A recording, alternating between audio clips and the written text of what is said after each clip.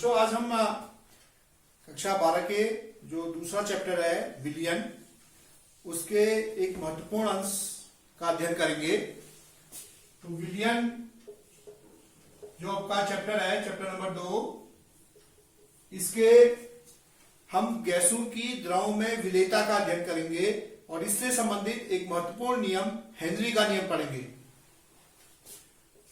गैसों की द्रव में विलेयता यानी कि solubility of gases in liquids, solubility of gases in liquids, इसका अध्ययन करेंगे। तो कुछ गैसें जो होती हैं वे जल में अधिक मात्रा में घुलती हैं और कुछ गैसें जल में कम मात्रा में घुलती हैं।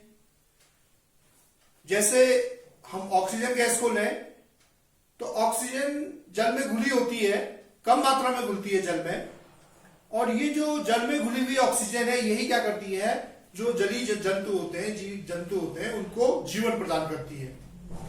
तो कुछ गैसें जल में या किसी विलायक में कम घुलती हैं या अधिक घुलती हैं, यह कई कारकों पर निर्भर करता है। यह निर्भर करता है गैस की प्रकृति पर, यह निर्भर करता है विलायक की प्रकृति पर, यह निर्भर करता है ताप और दाब पर।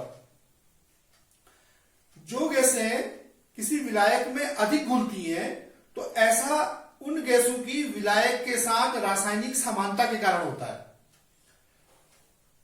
कुछ गैसें ध्रुवीय विलायकों में ज्यादा घुलती हैं, जल में कम घुलती हैं, और कुछ गैसें जल में अधिक घुलती हैं, ध्रुवीय विलायकों में कम घुलती हैं। तो यह निर्भर करता है इन चार कारकों पर। हमने बताया गैस की प्रकृति, विलायक की प्रकृति, ताप और दाब पर। अब गैस की द्रव में जैसे कुछ गैसें होती हैं, जैसे हाइड्रोजन, ऑक्सीजन, नाइट्रोजन, ये कम घुलती है जल में, और कार्बन डाइऑक्साइड, अमोनिया जल में अधिक मात्रा में घुलती है। तो किसी गैस की जल में विलेयता को प्रकट करने के लिए एक कोफिशिएंट की हम मदद लेते हैं, जिसे कहा जाता है अवशोषण गुणांक। तो अवशोषण गुणांक यानी कि एब्जॉर्प्शन कोफिशिएंट, जिसको हम अल्फा से डिनोट करते हैं, यह क्या होता है, यह किसी गैस का इकाई दाब पर और विलायक के इकाई आयतन पर घुलित गैस का आयतन ही उस गैस का अवशोषण गुणांक कहलाता है। हम इसको एक फॉर्मूले से देख सकते हैं, V0/P/V। P क्या है, यहां पर गैस का दाब है, P हमारा गैस का दाब है,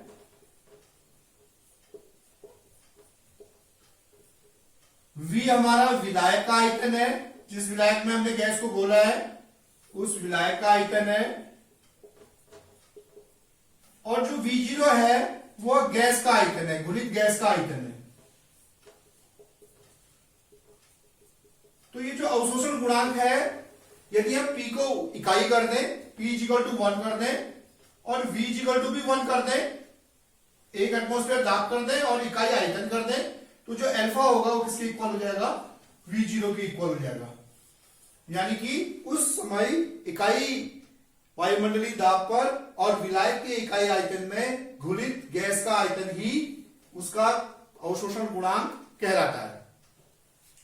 तो ये तो एक फैक्टर था जिसको हम गैस की विलेयता को व्यक्त करने के लिए जिसका हम प्रयोग करते हैं। उसके अलावा गैस की विलेयता, द्रव में विलेयता के संबंध में हेनरी ने एक बहुत महत्वपूर्ण नियम दिया, जिसको हम हेनरी का नियम कहते हैं, जिसको हम हेनरीज लॉ, हेनरी का नियम यानी कि हेनरीज लॉ। तो हेनरी ने गैसों की द्रव में विलेयता के संबंध में नियम दिया, जिसको हम हेनरी का नियम कहते हैं। तो हेनरी ने क्या कहा, हेनरी ने कहा कि स्थिर ताप पर किसी गैस के जो घुलित आयतन होंगे, किसी गैस की जो विलेयता होगी किसी विलायक में, स्थिर ताप पर किसी गैस की द्रव में विलेयता उसके दाब के समानुपाती होता है, यानी कि उसके साम्य दाब के समानुपाती होता है। तो हेनरी ने कहा कि किसी गैस का यदि m आयतन घुला हो, किसी गैस के m आयतन घुले हो, तो वो किसके समानुपाती होते हैं? दाब के समानुपाती होते हैं, साम्य दाब के समानुपाती होते हैं। तो हम इसको लिख सकते हैं m बराबर Kp, जहां पर K एक नियतांक है